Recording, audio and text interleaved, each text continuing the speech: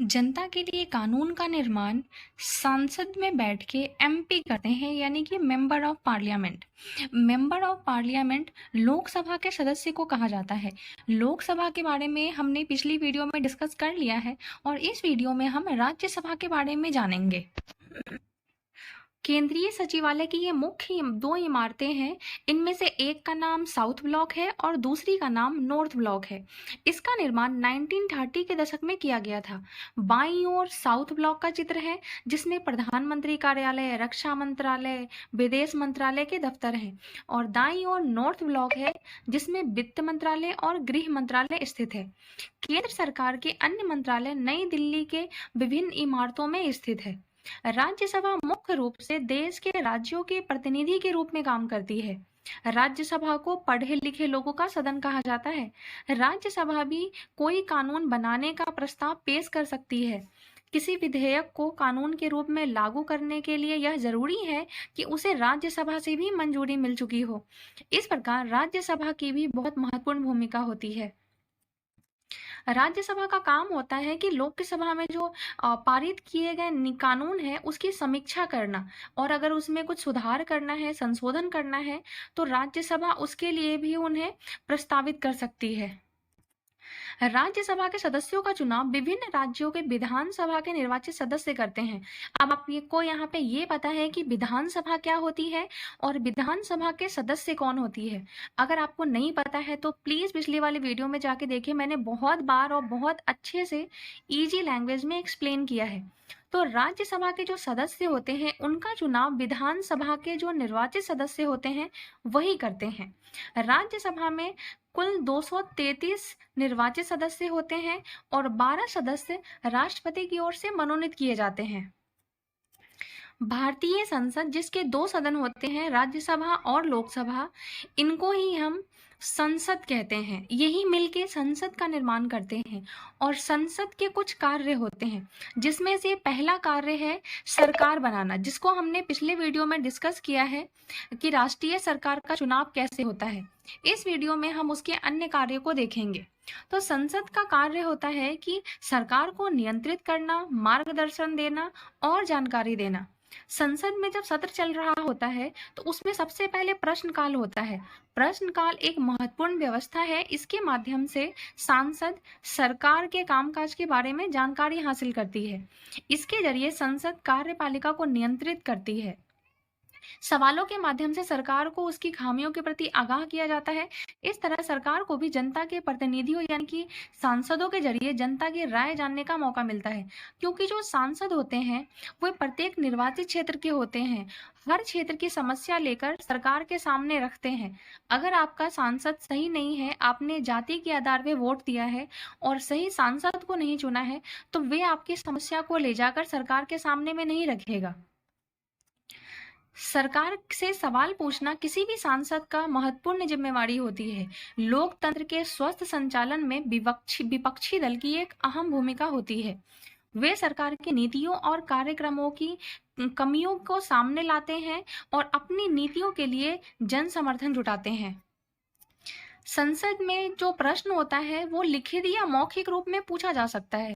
मौखिक रूप में तो कोई भी सांसद खड़ा होकर उस समय पूछेगा और उसका जवाब मिल जाता है, मगर लिखित रूप में कैसे प्रश्न पूछा जाता है इसका एक एग्जाम्पल नीचे दिया गया है, जिसमें से एक सांसद पूछ रहा है कि क्या महिला और बाल विकास मंत्री यह बताने की कृपा करेंगे कि क्या सरकार का देश में बच्चों के लिए विभिन्न योजनाओं और नीतियों का समेकन करने का विचार है। यदि हाँ तो तत्संबंधी ब्यौरा क्या है और यदि नहीं तो इसका कारण क्या है। यह सवाल सुनने के बाद जो भी उसके मंत्री होंगे यानी कि जिस मंत्रालय से यह सवाल पूछा जा रहा है वह उनका जवाब लिखित रूप में ही देंगे, जिसका नीचे आप देख सकते हैं एग्जाम्पल के रूप में। इस तरह वो अपने जवाब देंगे। सांसदों के प्रश्न से सरकार को भी महत्वपूर्ण फीडबैक मिलता है। इसकी वजह से सरकार चुस्त रहती है। इसके अलावा वित्त से संबंधित सभी मामलों में संसद की मंजूरी सरकार के लिए बहुत महत्वपूर्ण होती है। यह उन तरीकों में से एक है जिसके माध्यम से संसद सरकार को नियंत्रित करती है और मार्गदर्शन करती है और उसको सूचित करती है। जनप्रतिनिधियों के रूप में संसद को नियंत्रित, निर्देशित और सूचित करने में सांसदों की एक अहम भूमिका होती है और यह भारतीय लोकतंत्र का मुख्य आयाम है। इस चैप्टर में बार-बार संसद और सांसद आ रहा है, जिसमें आप कंफ्यूज हो रहे होंगे। एक बार आप पिछली वीडियो को जाके देखिए जिसमें मैंने लोकसभा के बारे में बताया है, उससे आपको समझने में आसानी होगी। यहाँ मैं थोड़ा-सा आपको एक्सप्लेन कर देती हूँ कि संसद, सभी सांसदों के समूह को ही संसद कहा जाता है। सांसद जो कि एमपी होते हैं, मेंबर ऑफ पार्लियामेंट, जिन्हें जनता वोट देकर चुनती है। कानून बनाने में संसद की महत्वपूर्ण भूमिका होती है। किसी भी कानून का निर्माण कैसे होता है, आइए जानते हैं। सबसे पहले तो जो आम लोग होते हैं वे अपने कानून के लिए आवाज उठाते हैं और संसद की जिम्मेवारी होती की है कि वह लोगों के सामने आ रही समस्याओं के प्रति संवेदनशील हो। ऐसा ही एक मामला घरेलू हिंसा का था। जिस तरह संसद के सामने आया और घरेलू हिंसा के रोकथाम के पर कानून बनने की प्रक्रिया क्या थी, आइए देखते हैं। पहले ये जानते हैं कि आखिर घरेलू हिंसा क्या होती है।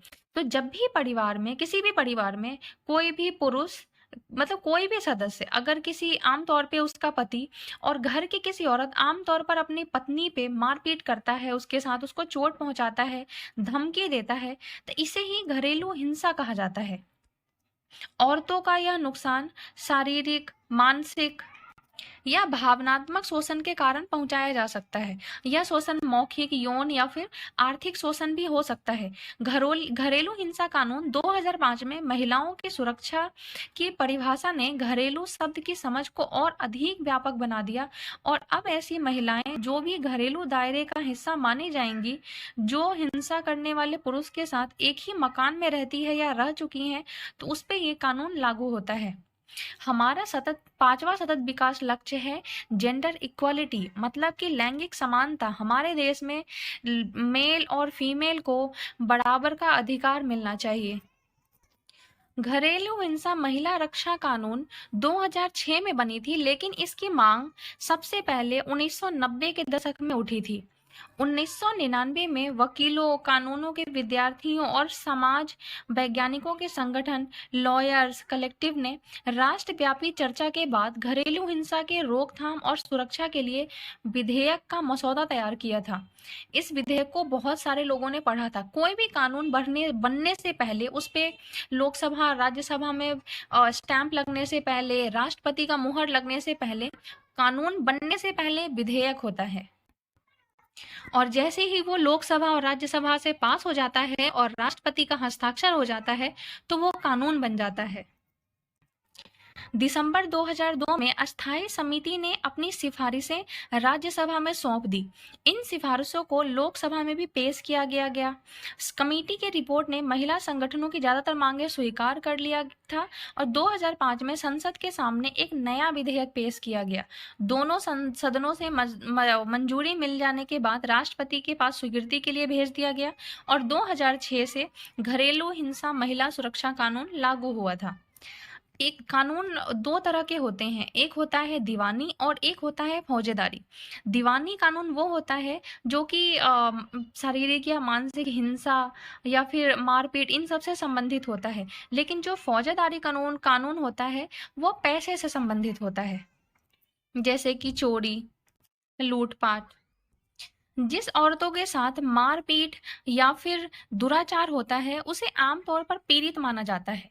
इन हालात से उभरने के लिए औरतें तरह तरह से संघर्ष करती हैं, इसलिए इन्हें पीड़ित के बजाय सर्वाइवर कहना ज्यादा बेहतर होगा। इस कानून से आप समझ गए होंगे कि हमारे लिए जो कानून बनाया जाता है उसमें जनता की कैसी भागीदारी होती है, नागरिकों की भूमिका कानून बनाने में कितनी अहम है। जनता की चिंताओं को कानून के दायरे में लाने के लिए संसद की मदद कर सकते हैं। कानून बनने की प्रक्रिया में नागरिकों की आवाज बहुत मायने रखती है। इसे हम टेलीविजन की रिपोर्ट, अखबार या रेडियो प्रसारण, आम सभाओं के जरिए सुनी और व्यक्त की जा सकती है। इन संचार माध्यमों के जरिए संसद का काम ठोस और पारदर्शी तरीके से जनता के सामने आता है। लेकिन कई बार संसद एक ऐसा कानून पारित कर देता है जो बेहद अलोकप्रिय साबित होता है। ऐसा कानून संवैधानिक रूप से वैध होने के कारण कानूनन सही हो सकता है, फिर भी वह लोगों को रास नहीं आता क्योंकि उन्हें लगता है कि इसके पीछे उनका नीयत सही नहीं है। इसीलिए उसकी आलोचना कर सकते हैं, उसके खिलाफ जनसभाएं कर सकते हैं, अखबारों में लिख सकते हैं, टीवी चैनल में रिपोर्ट भेज सकते हैं। हमारे जैसे लोकतांत्रिक नागरिक संसद द्वारा बनाए जाने वाले दमनकारी कानून के बारे में अपनी असहमति व्यक्त कर सकते हैं। जब देश का एक बहुत बड़ा हिस्सा यह मानने लगता है कि यह कानून गलत पारित हो गया है, तो संसद के ऊपर भी उस कानून पर दोबारा विचार करने का दबाव पड़ता है। इतिहास में हमें बहुत सारे ऐसे समुदाय दिखाई देते हैं जिन्होंने अन्यायपूर्ण कानून को खत्म करवाने के लिए संघर्ष किए हैं।